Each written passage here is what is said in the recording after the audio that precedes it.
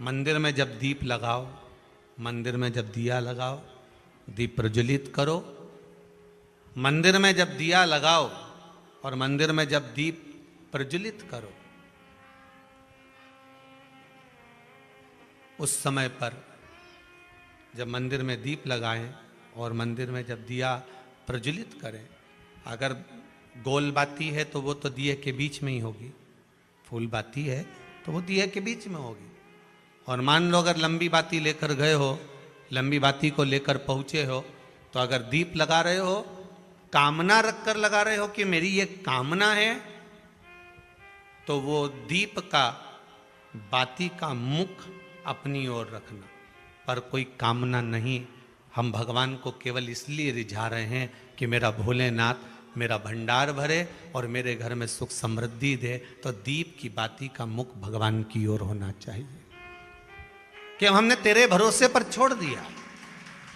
अब हम किसी से नहीं पूछेंगे कि हमें क्या करना है, ये दीप की जो बाती का मुख है वो आपकी ओर है। अर्थात मेरा जो जीवन है, मेरा जो संपूर्ण परिवार है, मेरा जो कुटुंब है, मेरा जो कबीला है, मैं जिस घर में निवास करती हूं, मैं जिस घर में रहता हूं, उस घर का संपूर्ण कारभार सब तुम्हारे भरोसे पर है। तो बाती का मुख कहां हो गया? भगवान की ओर हो गया। बाती का मुख फिर भगवान की ओर हो गया। पर ज्यादातर लोग दिया जो लगाते हैं ना, वो अपनी ओर बाती करके ही लगाते हैं। मतलब इनकी कामना चलती ही रहती है 24 घंटे।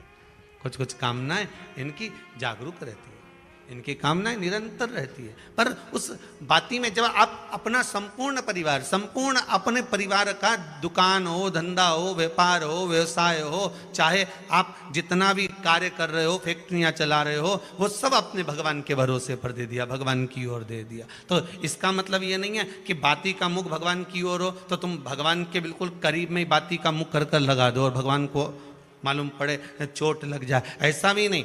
जब भी दिया लगता है, आप बहुत ध्यान देना महाराज, अगर भगवान जिस स्थान पर बैठे हुए हैं, अगर दिया हमको रखना है, भगवान जहां विराजमान है, दीप जब भी रखा जाता है भगवान के सामने, तो अपन जहां विराजमान है उससे भगवान और अपने बीच में कम से कम 2 बीता की दूरी तो होना ही चाहिए, जिससे भगवान को भी चोट ना लगे, भगवान को भी घात ना लगे। तुलसी महारानी को जो दिया लगाया जाता है वो तुलसा महारानी से दूर लगाना चाहिए। तुलसी के क्यारे में दीप लगाने का प्रमाण नहीं है कि तुम तुलसी के क्यारे के अंदर दिया लगाओ। पहले तो ऐसा नियम था कि तुलसी का जो क्यारा बनता था उसमें एक नीचे अलग से दिया रखने की जगह बनती थी, तो उसमें दिया रख दिया जाता था। आज के जमाने में इतनी जगह ही नहीं कि वह में रखो, तो लोग वो कुंडा में धर के आ जाए। अब वो कुंडी में रख के आए, मालूम पड़े तुलसी महारानी का पत्ता मुरझा जाता है, तुलसा महारानी भी ऐसी मूर्छित हो जाती है, तुलसा महारानी भी चारों तरफ से वो दिए की लो से जल जाती है। ऐसा दीप लगाने का कोई फायदा नहीं, ऐसे दीप की कोई महत्वता नहीं है। किसी को कष्ट देकर, किसी को परेशान कर कर, देवता हो चाहे आप हो, आप किसी को कष्ट देकर, किसी को परेशान कर कर अगर भजन कर रहे हो तो उसका कोई सुख नहीं है हमारा, उसका कोई आनंद नहीं है। किसी को भी कष्ट देकर अगर आपने भजन भी किया, यज्ञ भी करा, दान भी करा, पुण्य भी करा, सत्कर्म भी करा, भजन भी करा, उसका कोई तत्व नहीं, कोई मोल नहीं। बुद्धि, चित्त, ये परमात्मा को देखकर चलना।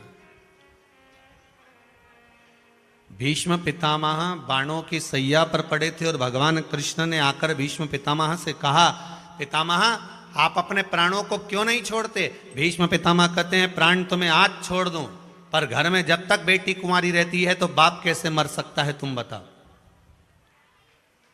कुंवारी बेटी अगर घर में बैठी है तो पिता कैसे मर जाए? हमारे यहां तो कहते हैं, भीष्म पितामह कहते हैं कि जब तक घर में बेटी कुंवारी रहती है तब तक तो बाप तीर्थ करने भी नहीं जाता था। पहले का नियम था कि घर में बेटी कुंवारी बैठी है तो पिता कैसे तीर्थ जा सकता है? पहले बेटी के पीले हाथ करेगा, शादी करेगा, विवाह करेगा, उसके बाद तीर्थ जाएगा। तो मैं कैसे मर सकता हूं जब तक मेरी बेटी कुंवारी बैठी है? तो भगवान कृष्ण ने कहा, तुम्हारी बेटी है क्या? तुमने तो शादी नहीं करी है। भीष्म पितामह कहते हैं, कौन कहता है कि बेटी नहीं है? मेरी बेटी है और शादी करना चाहता हूं उस बेटी की। किसके साथ? भगवान कृष्ण ने पूछा। भीष्म पितामह कहते हैं, आपके साथ। भगवान कृष्ण बोले, मेरी तो 16,108 पहले से है। क्या करूंगा आपकी बेटी से विवाह कर कर?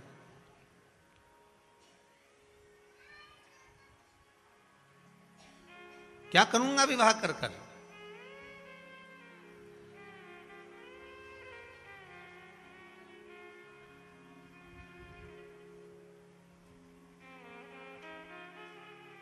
अगर 16,108 आपके पास में है ना, तो एक बेटी और रख लो, हमारी बेटी एक और रख लो। बड़ी समझने वाली कथा है। जब 16,108 भगवान कृष्ण के पास में है तो एक और देने की जरूरत क्या थी? ये वो प्रश्न है जो आपके जीवन में हर पल आपको सताता है। जब इसके घर में 4 व्हीलर 4 गाड़ियां थी, इसकी 2 3 दुकानें चल रही है, तो भगवान इसको क्यों इतना दिया जा रहा है? ये हमारा प्रश्न है। वो प्रश्न का उत्तर यहां है। भगवान भी ऐसा है कि भरे हुए को भरते जाता है। बोलो सही है कि गलत है? ये कई लोगों का प्रश्न है कि गुरुजी भगवान को तो देखो, जब उसके यहां देगा ना तो देता ही जाएगा, देता ही जाएगा। बेचारा गरीबड़े के घर में लड़की हो गई और बस सेठ के घर में लड़का हो गया, और लड़की उधर हो जाती, लड़का इधर हो जाता। ये हमारी बुद्धि है। हम सोचते हैं कि ऐसा विचार हम लाते हैं। ये सोच हमारी है। भगवान भी गजब करता है। बताओ, इसके यहां तो पहले इतना सारा था, और मालूम पड़े 2 वेयर हाउस खोल दिए, ये दे दिया, वो दे दिया, मालूम पड़े पेट्रोल पंप लगा दिया, मालूम पड़े गाड़ियां दे दी, मालूम पड़े इतना दे दिया। आखिर भगवान समझ में नहीं आता, किसी गरीबड़े को भगवान क्यों नहीं देता? बताओ, उसके तो खूब सारा था, भगवान ने भरे भराए को और भर दिया। तो यही तो प्रसंग यहां आ रहा है कि भगवान भीष्म पितामह भगवान कृष्ण से कह रहे हैं कि तुम मेरी बेटी से शादी कर लो, और भगवान करें मेरे पास में जब 16,108 है तो मैं क्यों लूं? एक काम कर, किसी दूसरे से ब्याह कर दे, कुंवारा तो घना सारा पड़ा है, यही होगा ढेर सारा। तो इतने कुंवारे पड़े हुए हैं, तुम्हारी मर्जी पड़े उसके शादी करो, पर मुझसे क्यों करना? तो भीष्म पितामह ने कहा, कृष्ण जो 16,108 रानियों को अकेला साध सकता है, तो वो मेरी बेटी बुद्धि को भी साध सकता है। वो मेरी बुद्धि बेटी को साध सकता है। भीष्म पितामह कोई दूसरी लड़की की बात नहीं कर रहे, वो अपनी बुद्धि रूपी बेटी की बात कर रहे हैं। आप इसको साध लीजिए, मेरी बेटी बुद्धि के साथ में आप विवाह कर लीजिए। किसी दूसरे की तो बात ही नहीं चल रही है, बेटी की बात चल रही है। बस उसी तरह भगवान भरे हुए को क्यों भरता है? जिसको दिया जा रहा है उसको दिया ही जा रहा है, और जिसको नहीं दे रहा तो उसको रुलाया जा रहा है। क्यों? कोई भगवान से जाके पूछे तो सही, तो भगवान भी कह देते हैं तेरे को देने में दिक्कत नहीं है, दे दूंगा, मना नहीं है, बिल्कुल दूंगा।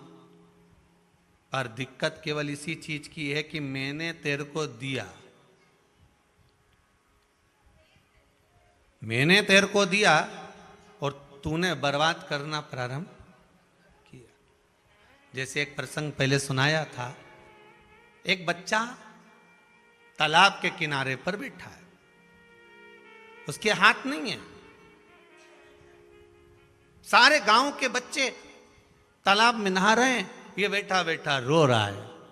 पार्वती जी ने शिव जी से कहा, भोलेनाथ सबके हाथ पैर हैं, इसके क्यों नहीं है बेचारे के? देखो कितना मन कर रहा है, रो रहा है, वो नहा नहीं सकता, तालाब में कूद नहीं सकता।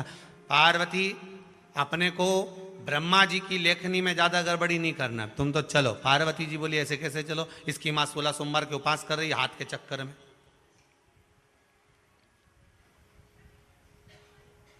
इसकी माता व्रत कर रही है कि मेरे बेटे के हाथ आ जाएं। हाथ इसके बेकार हो गए, इसके हाथ काम नहीं कर रहे हैं, इसके हाथ चलने लगे। भोलेनाथ बस मैं चाहती हूं कि आप इसे वर दो। शंकर जी बोले मैं नहीं दे सकता। शिव जी चले गए, पार्वती जी वापिस आई। पार्वती ने भगवान शंकर की आराधना करना चालू करी। शिव जी राजी हो गए, मांग क्या चाहिए? बस उस बच्चे के हाथ दे दो। शंकर भगवान ने कहा तू नहीं मान रही तो ले, मैंने हाथ दिए, बच्चे के हाथ दिए। अब बच्चा भी तैरना चालू कर दिया। अब बच्चा तैरना चालू करा, थोड़ी दिन बाद पार्वती जी थोड़ी देर से वहां से निकली, तो निकलते हुए पार्वती जी क्या देख रही थी कि बहुत सारे लोग भाग भाग के जा रहे हैं, बहुत सारे बच्चे भाग भाग कर जा रहे हैं। तो पार्वती जी ने एक दो को रोककर पूछा, क्यों रे कहाँ भाग रहे हो?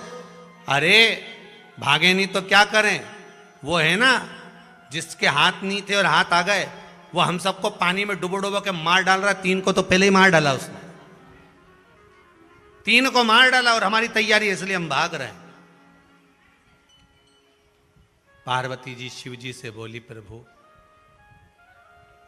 शायद इसीलिए आपने हाथ नहीं दिया था। भगवान कहते हैं कहां देना है, किसको देना है, कब देना है, कैसा देना है, ये मैं जानता हूं, ये मैं जानता हूं। कब किसको प्रदान करना है, कब किसको देना है, ये मैं जानता हूं।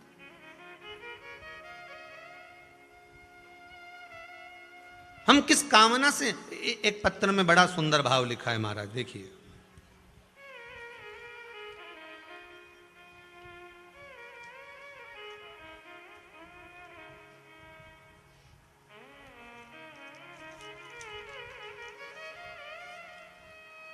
इंदौर, राजेश सिंह जी राठौर, निपानिया, विजयनगर, इंदौर से आए। इन्होंने पत्र में लिखा है, आज 3 महीने के अंदर हम पुनः यहां आए।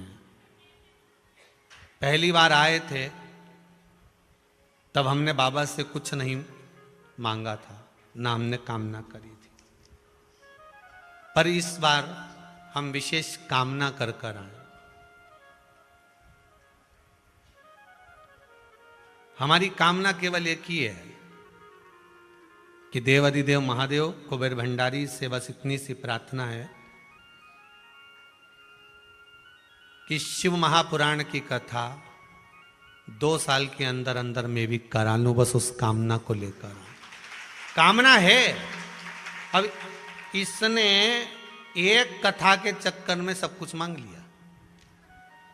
बोलो सही है कि गलत है?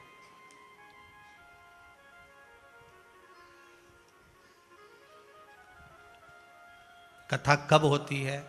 जब भगवान बुद्धि, जम के बोलिए, अच्छी दे। बुद्धि के साथ में परिवार अच्छा दे, परिवार के साथ में धन अच्छा दे, धन के साथ में शरीर अच्छा दे, तो कथा हो पाए। अब मालूम पड़े हॉस्पिटल में कहीं का पड़ा हो और मन में सोचे कि कथा कर लूं, तो कोई कथा हो? एक चीज में सब कुछ मांग लिया, एक चीज। जैसे वो सावित्री नहीं थी, सत्यवान को बचाने के लिए चली। यमराज ने कहा मांगो क्या चाहिए, बस पति को नहीं दूंगा तेरे, क्योंकि अंतिम क्षण का है, ये मर चुका है, प्राण छूट चुके हैं, और कुछ मांगना है तो मांग ले। तो वो सावित्री मैया कहती है, यमदेव अगर कुछ देना चाहते हो तो मैं आपसे वर मांगना चाहती हूं, दो, मांग ले, तुझे क्या चाहिए। पहला वर तो ये दे दीजिए कि मेरे सास ससुर के नयन की दृष्टि जैसे ही आए वो अपने पुत्र को देखकर गले लगाए।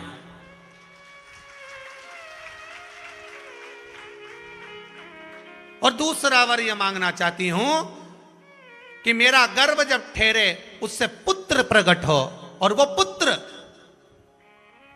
मेरे गर्भ से जो जन्म ले वो मेरे पति के द्वारा दिया हुआ हो। यमराज मुस्कुराकर हंसने लगा, अच्छा हुआ तूने तेरे पति के प्राण नहीं मांगे, तथास्तु जा, तथास्तु जा। अब सावित्री फिर पीछे पीछे चली।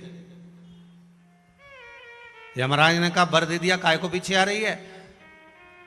भगवान सावित्री माता ने कहा अगर आप इस सत्यवान को ले जाओगे, इनको ले गए, फिर अगर आप इनको लेकर चले जाओगे तो माँ बाप नेत्र खोल के दर्शन कैसे करेंगे, और अगर आप इनको ले जाओगे तो मेरे गर्भ में संतान कैसे आएगी। यमराज ने भी हाथ जोड़ लिए सावित्री के, तेरे बराबर कोई मांग नहीं सकता। इसलिए मैं जानता हूं कि पुरुषों को मांगना नहीं आता, और माता ऐसी घुमा फिरा के मांगती है कि राम इनके वचन, जब ब्याह शादी होता है ना, शादी ब्याह होता है ना, शादी ब्याह में इनके वचन देखना, बेचारे लड़के के तो 5 वचन रहे शादी में, और लड़की के जम के तो बोलो, मतलब तुम सबको मालूम है, लड़की के 7 वचन, और 7 वचन में लड़की ने क्या क्या मांगा है। पहला वचन,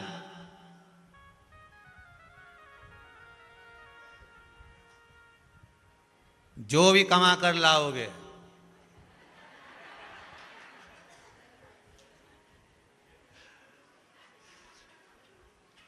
उसको मुझे बताओगे।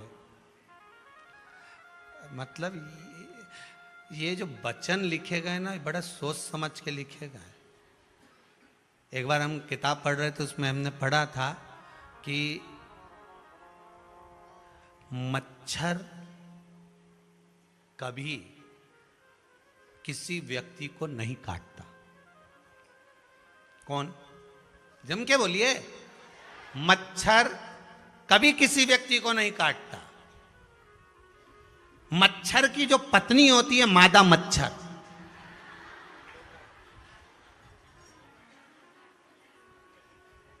वो काटती है और वो ही खून चूसती है। अच्छा, तुम भी पढ़ लेना, किसी किताब में पढ़ना, भले नेट पे सर्च कर लेना कि मच्छर खून चूसता है, मच्छर काटता है क्या। तो कि मच्छर के बापड़े की इतनी हिम्मत ही नहीं कि काट ले। मच्छर में इतनी धमका की काटे। वो तो मादा मच्छर जो होती है ना, इसको मच्छर की वाइफ कह सकते हैं, मच्छर की पत्नी। मादा मच्छर जो होती है ना, वो काट। अच्छा बेचारे, ये 5 जो वचन पति ने मांगे, इसमें तो कुछ भी नहीं था, एकदम खाली खाली कागज। परंतु जो माताओं ने मांगे थे ना, 7 वचन, और तुम जो कमा के लाओगे मुझे बताओगे। पति बोला हो, कोई बात नहीं, बता देंगे, अपने का ही करना है, ठीक है। मेरे माता पिता का सम्मान करना। हो, अब जब वो वचन में बोल रही है कि मेरे माँ बाप का सम्मान करना, तो 5 वचन में से एक वचन पंडित जी से निवेदन है, कम कर कर तू भी बोल दे कि तू भी इसके माँ बाप का सम्मान करना। वचन तो वचन है नहीं। जब वो तुम्हारे माँ बाप का सम्मान करने को तैयार है, पापा मम्मी कहता फिर है, ये मेरे मम्मी पापा हैं, मेरी धर्म पत्नी के माता पिता, वो तुम्हारे माँ बाप का सम्मान कर रहा है, तो एक वचन में एक वचन लड़के की ओर से भी होना चाहिए कि मैं तुम्हारे माँ बाप का सम्मान करूंगा, पर मेरे माँ बाप का मान भी नहीं घटना चाहिए। सम्मान तुमको भी बराबर का करना पड़ेगा, आदर तुम्हें भी बराबर का करना पड़ेगा, सत्कार तुमको भी बराबर का करना पड़ेगा। मना नहीं करता हूं।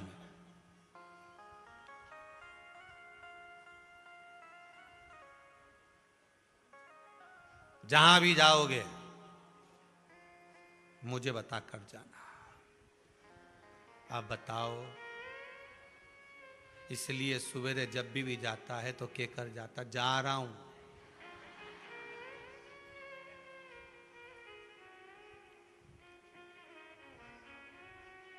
फिर अंदर से आवाज आती है, आते आते गिलकी लिया ना, अंदर से। जब भी फोन करा तो कुछ लाने के लिए करा। एक बार फोन कर कर नहीं बोला कि वो सीहोर वाले महाराज की कथा चल रही है, शिव पुराण 11 बजे चालू हो गई है, 2 बजे तक चलेगी, सुन लेना जरा अच्छे से। या फोन लगाकर ये नहीं बोला कि शाम को आओ ना, तो रास्ते में शंकर जी का मंदिर पड़ेगा, जरा 5 मिनट प्रणाम करते हुए जाना। क्यों? दूध की थैली की तो खूब बोली, गिलकी की बोल दी, पाउडर का डिब्बा लिया ना, ये सामान लिया ना, वो सामान लिया ना। अरे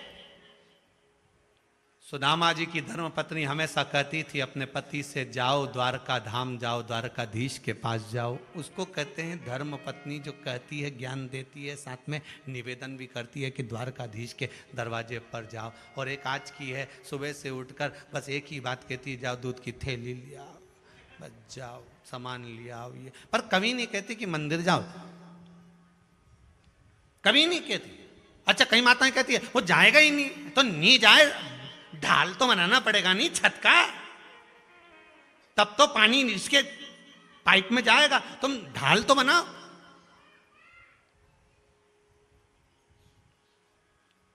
बनाओ ढाल, कैसे नहीं जाए। बुद्धि रूपी कन्या को भीष्म पितामह भगवान कृष्ण को दे गए। जो समझ सकता है, जो जान सकता है, उसी को दिया जा सकता है।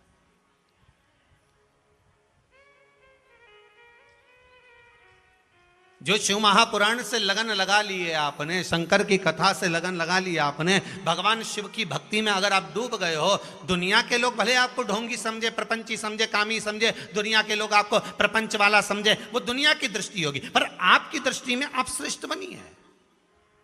ज्यादा पढ़ गए, सब कुछ पढ़ा उन्होंने, पर महाभारत नहीं पढ़ी। अगर एक बार महाभारत पढ़ लेते और पढ़ा हुआ वेद व्यास जी का संबोधन पढ़ लेते कि केवल द्रौपदी रजस्वला धर्म में थी, और द्रौपदी रजस्वला धर्म में थी, और वो गया दुशासन और द्रौपदी का केश पकड़ कर लेकर आया। 3 दिन का रजो धर्म था द्रौपदी का, केश पकड़ कर लाया। उसी समय पर वेद व्यास जी ने महाभारत में लिख दिया कि रजस्वला नारी का स्पर्श करा है, अब पूरा कौरव वंश मिट जाएगा। केवल स्पर्श कर लेने पर कौरव वंश नष्ट हो गया रजो धर्म के भीतर। अब जो समझदार थे तो सास उन भी कह देती है, पुराने पुराने घर में बूढ़ी बूढ़ी माताएं कह देती है, कम से कम 7 दिन का नहीं मानो तो 5 दिन का तो मानो रे, मत छुओ वस्तु को, मत जा रसोई घर के अंदर, मत स्पर्श कर। पर माने तो हम तो पढ़े लिखे, डेंटिंग कौन सुने तुम्हारी।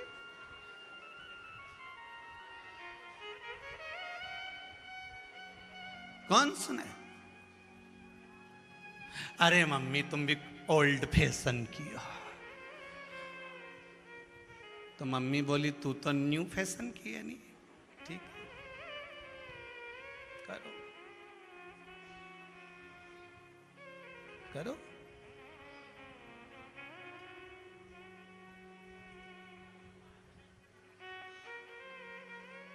तो कहा गुरुजी ये बुद्धि भी बेकार हो जाती है। क्यों नहीं होती। जैसे नारी रजो धर्म में आती है, उसी तरह बुद्धि भी रजो धर्म में आ जाती है। कभी कभी हमारी बुद्धि बिगड़ जाती है, और बुद्धि बिगड़ती है तो काम बेकार कर जाती है। कई लोग कहते तुम तो इतने समझदार होकर तुमने ये ऐसा कैसे कर दिया। अरे पूछो ही मत साहब, अब क्या बताऊं, मेरे ना जाने हमारी बुद्धि कहां चली गई थी। मत बुद्धि कहीं नहीं गई थी, बुद्धि तो वहीं थी, पर वो 7 दिन की छुट्टी थी। बुद्धि भी रजो धर्म में थी, और उस रजो धर्म में बुद्धि का प्रयोग कर लिया, इसलिए गलत काम हो गया। अच्छे से अच्छा, समझदार से समझदार व्यक्ति, विद्वान से विद्वान, अच्छा विद्वान से विद्वान होकर भी अगर बुद्धि विवेक गड़बड़ चल रहा है तो 2-4 दिन 5 दिन थोड़ा सा सावधान रहना। 5 दिन जैसे रजो धर्म की नारी 7 दिन में ठीक हो जाती, बुद्धि भी 4-5 दिन में ठीक हो जाती। जैसे तुम्हारी बुद्धि काम नहीं करे नहीं तो बात को टाल दो। मैं सोच के बताऊंगा, कल तक बताता हूं, कल भी टाला। क्यों साहब तुम जवाब नहीं दे रहे साहब, संबंध के मामले में इतनी जोरदार छोरी है, इतना जोरदार छोरा है, तुम तो बताएं। बस परसों तक बता दूंगा। थोड़ा बुद्धि सोचना, अच्छे से सोचना, विचार करना। कुछ काम अगर गड़बड़ हो रहा है और तुम्हारा मन नहीं कर रहा ना, बता देती है बुद्धि। बुद्धि जब रजो धर्म धारण करती है तो वो भी बता देती है। जैसे नारी रजो धर्म धारण करती है तो वो भवन से बाहर हो जाती है, कक्ष से बाहर हो जाती है। तो बुद्धि भी कहती है कि जब मैं रजो धर्म में आती हूँ थोड़ा सा व्यक्ति का स्वभाव चिड़चिड़ा कर देती हूँ। जब मैं रजो धर्म में आती हूँ तो व्यक्ति को क्रोध उत्पन्न करने लगती हूँ। जब मैं रजो धर्म में आती हूँ तो व्यक्ति को नींद उड़ा देती हूँ। जब तुम्हारे साथ भी ये 3 चीजें होने लगे, समझ लेना तुम्हारी बुद्धि ठीक नहीं है। तब क्या करना है। रजो धर्म आने पर नारी क्या करती है, कोई वस्तु को छूती है नहीं, अकेली बैठी रहती है। बस बुद्धि का जब रजो धर्म आए, तुम भी अकेले बैठकर श्री शिवाय नमस्तुभ्यम, श्री शिवाय नमस्तुभ्यम, श्री शिवाय नमस्तुभ्यम। फिर किसी का फोन आए, सब जवाब नहीं दे रहा, बस कल मैं विचार कर लूँ साहब फिर बताता हूँ। फिर कल फिर फोन आएगा। मतलब जब बुद्धि गलत काम करवाने वाली रहती है ना, तो वो जान कर करके उपत के बात आती है, ले कर ले ऐसा, ले कर ले वैसा। अरे 5 लाख का काम है, इसमें कमाई है, सिग्नेचर तो कर। बस बुद्धि गड़बड़ चले नहीं, मन गंवारा नहीं करे, चिड़चिड़ हो रहा हो, क्रोध आ रहा हो और ये मन में आ जाए, तो 3 चीजें सामने नजर आ जाए तो सोच लेना अभी थोड़ा रुक के करूंगा। रुक जा, फिर फोन करेगा, क्यों साहब कर दिया क्या, सिग्नेचर हो गए क्या, बस अभी थोड़ा विचार कर लो, सौदा टल जाएगा। इतना जोरदार सौदा नहीं मिलेगा, बस 2 दिन और रुक जा, बताता हूँ। बताने में 5 दिन निकाल दे। फिर ठंडे दिमाग में जब मन में बहुत प्रसन्नता हो, अच्छा लगने लगे, समझ लेना कि बुद्धि ठीक हो गई है। तब निर्णय पर पहुंचना, रिजल्ट सही आ जाएगा, सामने प्रस्तुत हो जाएगा। बुद्धि को जब क्रोध आए, जब चिड़चिड़ प्रवृत्ति आ जाए, तब समझ लेना कि बुद्धि काम नहीं कर रही, मतलब ये तो जुधर्म से हो गई। अब हमें इसको थोड़ी देर के लिए एकांत छोड़ना है, छोड़ दो और उसको भजन करने दो। इस बुद्धि को जितना भजन में लगाओगे ना उतनी, देखो बुद्धि बिगड़ी किस किस की बिगड़ी, बुद्धि बिगड़ी किसकी? भीष्म पितामह ने दुर्योधन के घर का अन्न खाया, जैसा खाया अन्न वैसा हो गया मन। बलराम जी ने दुर्योधन के घर का अन्न खाया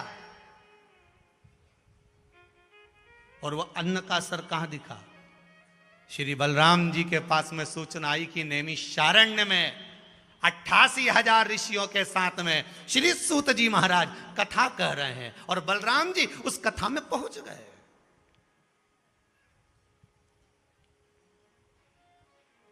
बलराम जी उस कथा में पहुंच गए और बलराम जी जब कथा में पहुंचे, पहुंचने के बाद बलराम जी तो बस और देखे ना पूर और सीधे सूत जी के पास में जाके जो झड़ा और कथा वाचने वाले सूत जी कोई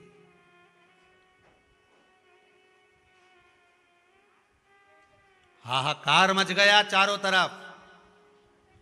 88,000 ऋषि उठकर खड़े हो गए। ये क्या कर दिया? कथा वाचने वाले श्री सूत जी महाराज का वध, श्री सूत जी महाराज का ये हाल। 88,000 ऋषि उठ के खड़े हो गए, पूरा ब्रह्मांड हिल गया, हाहाकार हो गया, पूरा नैमिषारण्य हिल गया। ये क्या कर दिया बलराम जी ने? इतने समझदार होकर, शेष जी के अवतार होकर, भगवान होकर ये क्या कर गए? आखिर हुआ कैसे? बलराम जी से पूछा आपने ऐसा क्यों करा? तो कि मैं आया तो सम्मान क्यों नहीं करा, मुझे माला क्यों नहीं पहनाई, स्थान क्यों नहीं दिया बैठने का, ये खुद बैठा रहा गादी पे, उठा क्यों नहीं? ऋषियों ने कहा ये व्यासपीठ पे बैठे थे सूत जी महाराज। व्यासपीठ कोई साधारण होती है? अच्छे अच्छे मंत्री संतरी जितने भी मिनिस्टर आदि जितनी भी पीठ पर बैठते हैं, चाहे बड़े से बड़े मंडलेश्वर हों, चाहे बड़े से बड़े आचार्य हों, वो भी हर पीठ से सबसे बड़ी पीठ होती है व्यासपीठ। सारी पीठें नीचे पर व्यासपीठ ऊंची है। सूत जी महाराज जहां बैठे थे वो व्यासपीठ थी, उसका आदर करा उनने, नहीं उठे। एक बार बैठने के बाद व्यासपीठ से तभी उठा जाता है जब आरती पूजन स्मरण पूर्ण हो जाए। वो तो आजकल लोगों का फैशन हो गया कि व्यासपीठ पे कथा बाजते बाजते नीचे उतर के नाचने लगे तो बात दूसरी है। आजकल का फैशन हो गया कि कथा बाजते बाजते व्यासपीठ पे खड़े होकर नाचने लगे, वो बात दूसरी है। पर व्यासपीठ की मर्यादा 88,000 ऋषि नैमिषारण्य तीर्थ में बता रहे हैं कि व्यासपीठ की मर्यादा किसको कहते हैं कि व्यासपीठ पर बैठ गए एक बार तो चाहे अच्छे से अच्छा मंत्री संतरी कलेक्टर कोई भी आए वो पास में आए, पर व्यासपीठ से उठकर आप खड़े नहीं हो सकते जब तक कि कथा की पूर्णता नहीं हो जाए। इसलिए सूत जी नहीं उठे। बलराम जी को क्रोध आया और उन्होंने उनको, सारे ऋषियों ने कहा तुमने ये गलत कर दिया, गलत कर दिया, गलत कर दिया। सूत जी की गादी पर दूसरे को बिठा दिया, पर गलत तो गलत मान्य होगा। बलराम जी का जब क्रोध समाप्त हो गया तब एक ऋषि वर ने उनके पास जाकर पूछा, ईमानदारी से बोलना बलराम जी, जब तुम नैमिषारण्य आ रहे थे तो किसके घर का भोजन कर कर आ रहे थे? बलराम जी ने कहा मैं मेरे दोस्त के घर गया था। कौन दोस्त, कौन मित्र? तो कहा मेरा दोस्त एक ही है, वो है दुर्योधन। किसके यहां? दुर्योधन। इसीलिए शायद भगवान कृष्ण दुर्योधन के मेवा त्यागे, साग विदुर घर खाई, सबसे ऊंची प्रेम। इसलिए मेरा ठाकुर, इसलिए मेरा कन्हैया वहां नहीं गया। भले 56 भोग बनाए थे पर किस काम के? अगर बुद्धि बदल गई तो इससे तो छिलका खा लो दादा। अपने घर की 2 रोटी खा लेना, पर आड़ी टेढ़ी जगह का मत खाना री जी जियो। बड़े सोच के जाना, किसी की शादी ब्याह में भी जाऊं नहीं तो 50 बार विचार करके जाना, ये बेहरू कैसा है, किस तरह से कमाया, इसने कहीं गलत करके तो नहीं कमा लिया, इसके पास जो धन आया वो गलत तो नहीं है, उसके घर का मैं खाऊंगी, उसके जैसी बुद्धि तो नहीं आ जाएगी, बड़ा सोचना पड़ेगा। बलराम जी महाराज दुर्योधन के घर से गए थे, भोजन कर कर गए थे, इतना चिड़चिड़ प्रवृत्ति हो गई, इतना क्रोध आ गया, जरा सा अहंकार सम्मुख में प्रकट हो गया और सब नष्ट हो गया। अन्न का असर बहुत जल्दी होता है।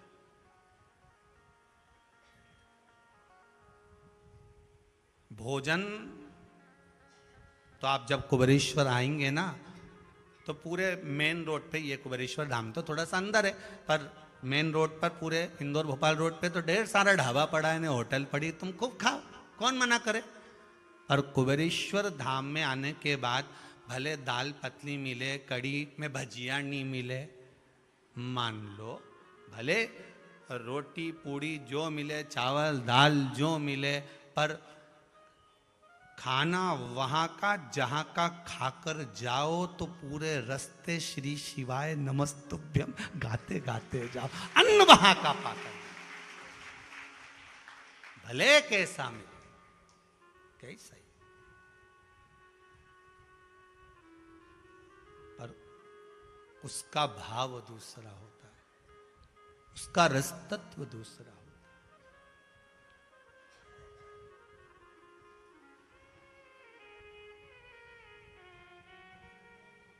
महाराज दाऊ जी महाराज बोलते थे, कन्हैया तू छोटा है, तू नहीं जानता। भगवान कृष्ण कहते थे, दाऊ दादा मैं सब जानता हूं कि ये बलराम जी, मैं सब जानता हूं कि ये दुर्योधन किस किस कितना किस क्वालिटी का है, इसका व्यवहार क्या है। अरे कन्हैया तू अभी मेरे साथ गया नहीं है, एक बार दुर्योधन के यहाँ चल तो सही, मेरी राज सत्ता देखना, जैसे ही जाऊं ने सामने दासियां चवण डोलाए, सिंहासन खाली हो जाए और मेरे पांव दबाए दुर्योधन, तूने देखा क्या है, 100 की 100 भाई मेरे आगे पीछे घूमे, हो।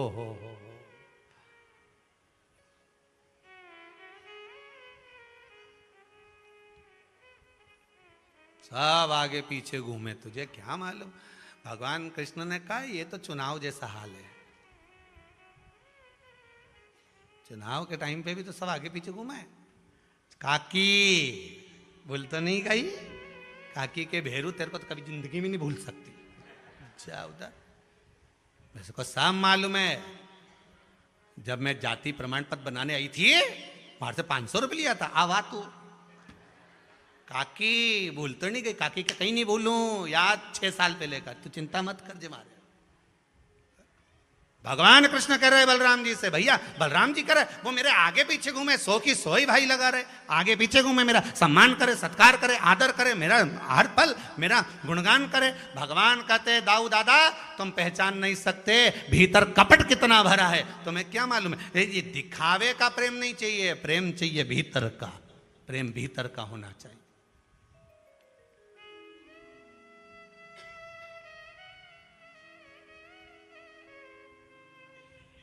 अब दिखावा तो सभी दूर होता है, छोरा छोरी का शादी करो, जब क्या दिखावा हो साहब। हमारी छोरी जैसी कहीं छोरी नहीं होगी राम जी, इतनी जोरदार, सब पढ़ाई मढ़ाई करी इसने,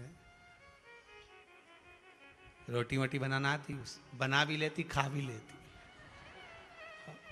बहुत जोरदार। सिलाई कढ़ाई आती है, हाँ सास का मुंह सिलना तो आता है। इतनी जोरदार छोरी कहीं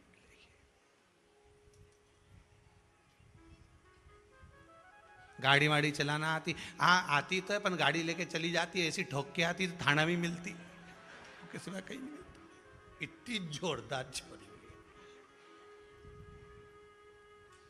परिवार अब कोई ये तो नहीं कहेगा कि ये गड़बड़ है, कौन कहे।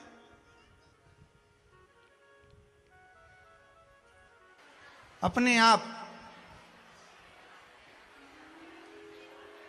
बलराम जी महाराज की बुद्धि का भगवान कृष्ण ने बारंबार कहा था कि आप समझ जाओ, मत करो ऐसी दोस्ती, मत करो ऐसा साथ के बाद में दिक्कत आए।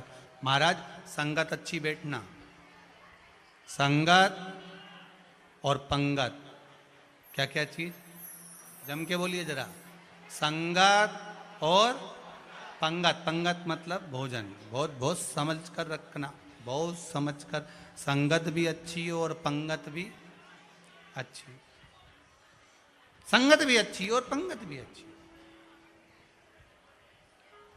पंगत का भी बड़ा ध्यान रखना पड़ता है, खाने पीने का, क्या खा रहे हो, कैसे खा रहे हो, किसके साथ बैठकर खा रहे हो, किसका भोजन ग्रहण कर रहे हो, ऐसा भोजन ग्रहण कर रहे हो, बहुत ध्यान रखना। महाराज पुलस्त बाबा ने प्रतीचि से कहकर जब भ्रमण करते करते करते करते पुलस्त ऋषि द्रोणाचल के पास पहुंचे, द्रोणागिरी के पुत्र श्री गोवर्धन नाथ जी को लेकर चले।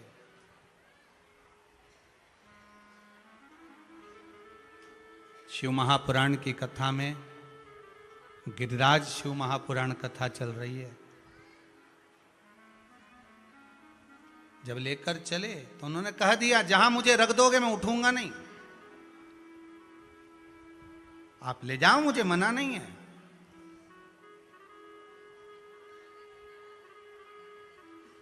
पर जहां रखोगे मुझे, मैं वहां से हिलने वाला नहीं हूं। थोड़ा सा अहम, थोड़ा सा, ज्यादा नहीं, मात्र थोड़ा सा। ये जो व्यक्ति के भीतर थोड़ा सा जो अहंकार आ जाता है ना, ये परमात्मा के सामने झुकने नहीं देता,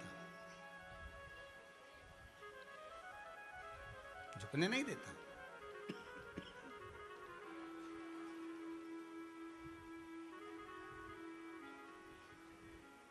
हमारा अभिमान, हमारा अहंकार हमें परमात्मा की ओर लेकर नहीं जाता। किसी किसी को विद्वत्ता का इतना अहंकार हो जाता है, मेरे पास में मैं इतना विद्वान, मैं इतना विद्वान, मैंने ये पढ़ा, मैंने ये पढ़ा, मैंने वो पढ़ा, कोई नहीं जानता मेरे विद्वत्ता को। ये अहंकार, लंकाधिपति रावण भी कहता था कि मेरे बराबर कोई नहीं, पर अहंकार चला कहां।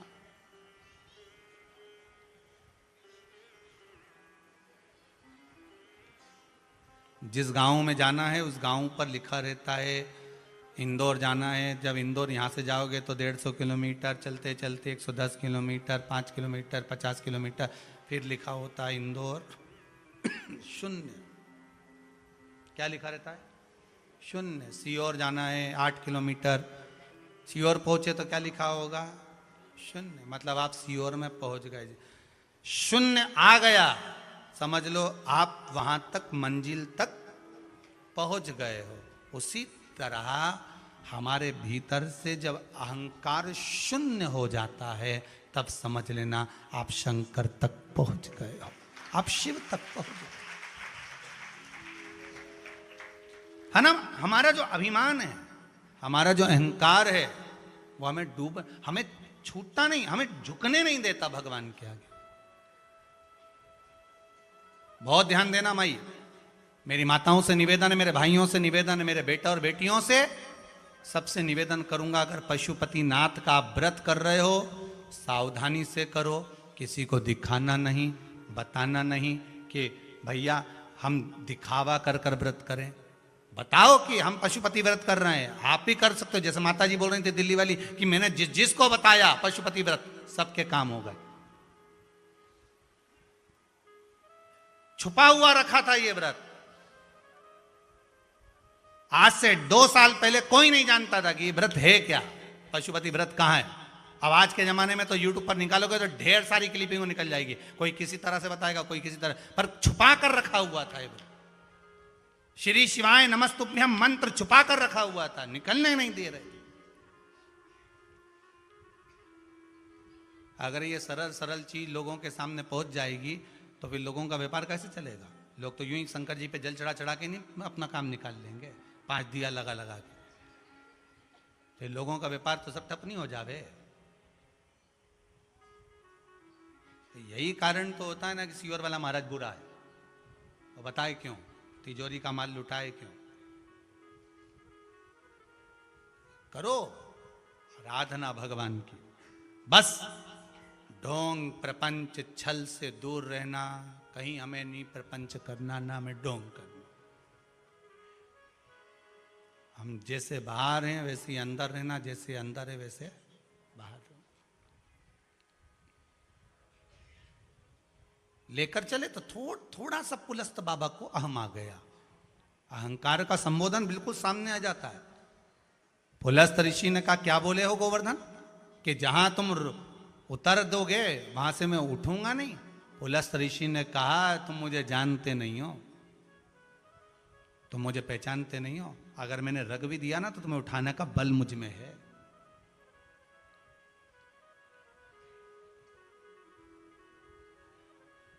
अभी तुमने मुझे जाना कहां है? फिर वही बात आ गई, मैं दिखाऊंगा कि मैं हूं क्या। मेरा समय आन दे, बताऊंगा मैं कि मैं हूं कौन। ये व्यक्ति का अहंकार है।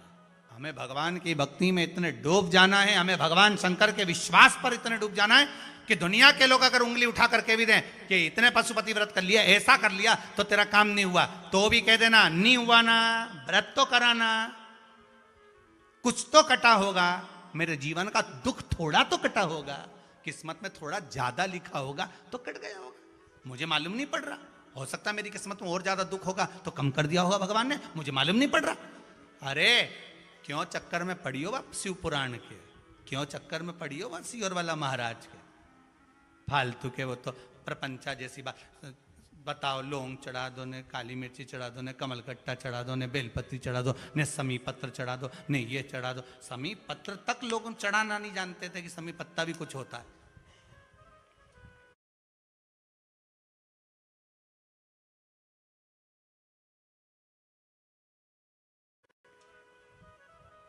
समी पत्र को नहीं।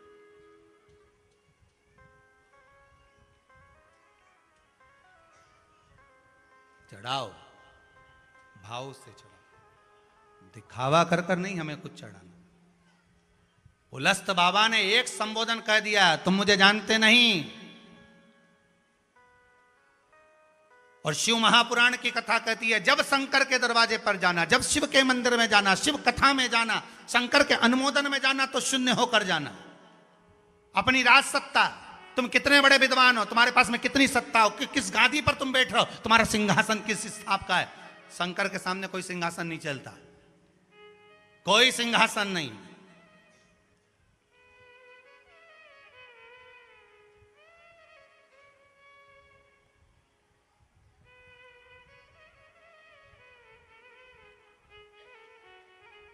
मेरा ओघड़ दानी, एक बार भगवान विष्णु ने कह दिया था, भोलेनाथ आप बैकुंठ में आकर क्यों नहीं रहते। शंकर भगवान कहते हैं, जहां मैं रहता हूं वहां बैकुंठ खुद आता है।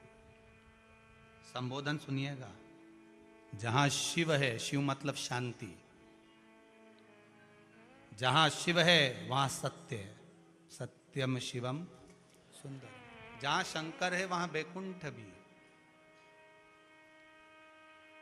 कहा करूं मैं बैकुंठ के जा, क्या करना मुझे बैकुंठ जाकर, यहां सब है।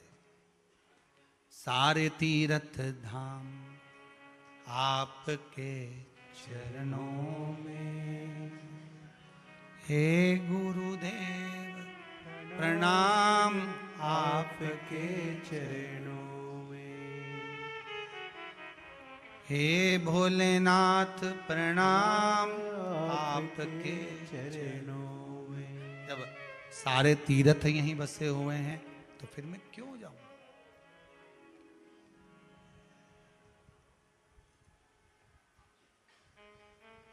क्यों?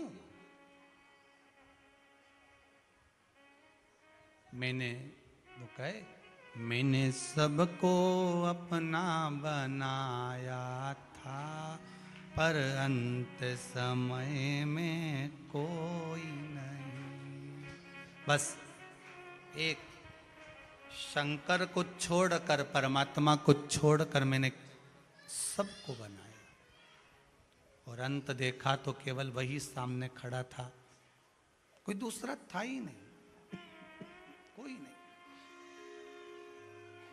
उलस्त बाबा का संबोधन रहा, आप मुझे पहचानते नहीं हो, चले लेकर गोवर्धन नाथ जी को, और ले जाते ब्रज में, ब्रज 84 कोस में, जतिपुरा में गोवर्धन नाथ जी को, ब्रजमंडल में,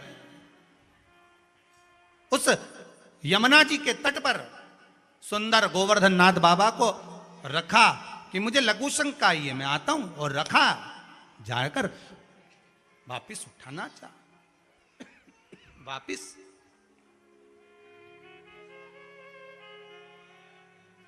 फिर उठाया उसको वापिस,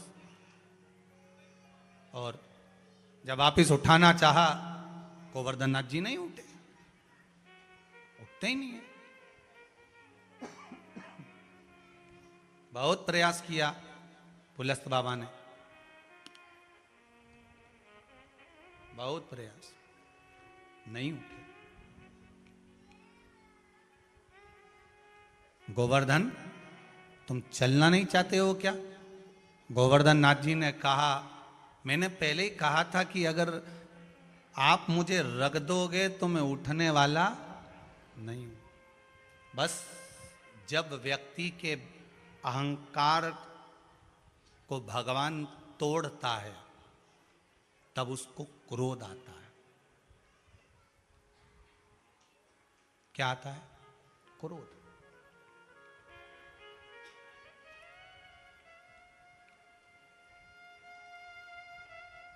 जब व्यक्ति का अहंकार टूटता है तो उसको क्रोध आएगा, और पुलस्त ऋषि को क्रोध आ गया। क्रोध आते से पुलस्त बाबा ने श्राप दे दिया, ए गोवर्धन, मैं तुम्हें श्राप देता हूं, तिल तिल घटोगे, तिल तिल घटोगे, मेरा श्राप है। और सुनो गोवर्धन, जिस दिन तुम पूरे जमीन पर मिल जाओगे,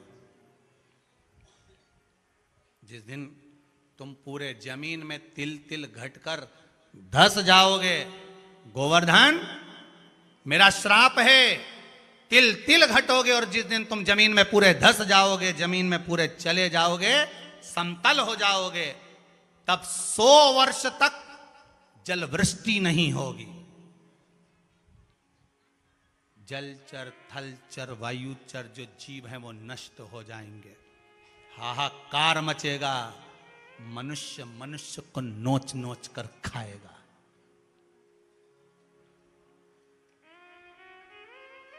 मेरा श्राप। आप लोगों ने सुना है कि नहीं सुना कि तिल तिल गोवर्धन नाथ जी घटते हैं, तिल तिल। मेरा श्राप है। अभी 100 वर्ष जैसे ही तुम भूमि में समाहित हो गए, तिल तिल घटने के बाद जब तुम भूमि में चले गए, सब समतल हो गया, तब 100 वर्ष तक जलवृष्टि नहीं होगी, सारा ब्रह्मांड हिल जाएगा, जलचर थलचर वायुचर सब इस श्राप को झेलेंगे। अरे ये अहंकार टूटता है ना, तो व्यक्ति का जब अहंकार टूटा तो क्रोध आया। अहंकार टूटने के बाद व्यक्ति क्या करता है? इसका बुरा कैसे करना। अहंकार टूट गया ना, तो इसका बुरा कैसे करा जाए, इसको हराया कैसे जाए।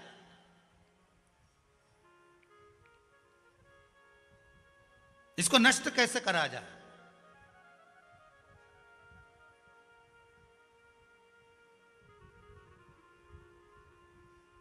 जो शंकर को एक लोटा पानी चढ़ाता है ना, उस पर ना तो कभी तंत्र विद्या होती है, ना कोई अघोर विद्या होती है, ना कोई टोना होता है, ना कोई टोका होता है, क्योंकि प्रतिदिन वो शिव जी को जल चढ़ा कर आ रहा है। जब स्वयं महाकाल से मिलकर आ रहा है तो काल उसका क्या बिगाड़ सकता है? कुछ नहीं। मेरा श्राप है, तुम तिल तिल घटोगे, और तिल तिल घटोगे, और जिस दिन तुम भूमि में समाहित हो गए, तुम्हारा समतलता का भाव आ गया, बस याद रखना 100 वर्ष तक जलवृष्टि नहीं, लोग तड़फेंगे।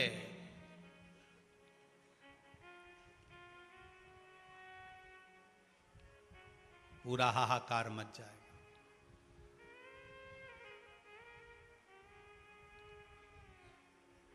अब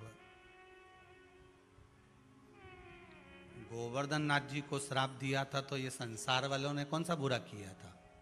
बोलो तो सही, कुछ करा था आपने, हमने कुछ करा था। फिर ऐसा कहने की क्या जरूरत थी कि 100 वर्ष तक जलवृष्टि नहीं होगी, हाहाकार मचेगा, जलचर थलचर वायुचर सो को खाने को नहीं मिलेगा, कली काल सामने प्रकट हो जाएगा, पूरा कलयुग सम्मुख में आ जाएगा और लोग नष्ट होकर एक दूसरे को नोचेंगे, खाएंगे।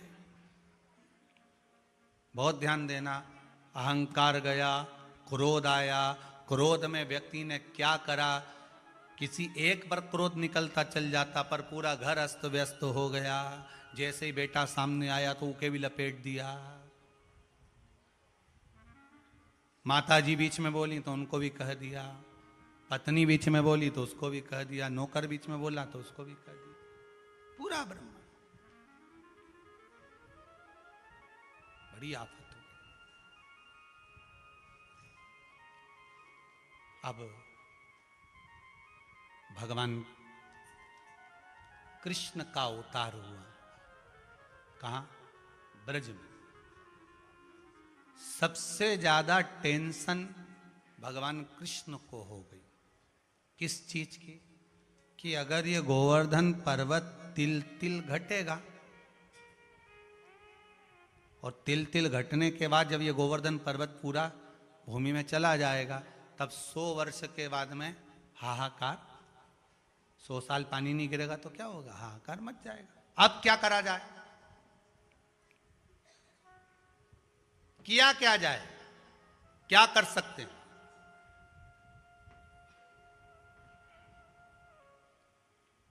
क्या करना चाहिए?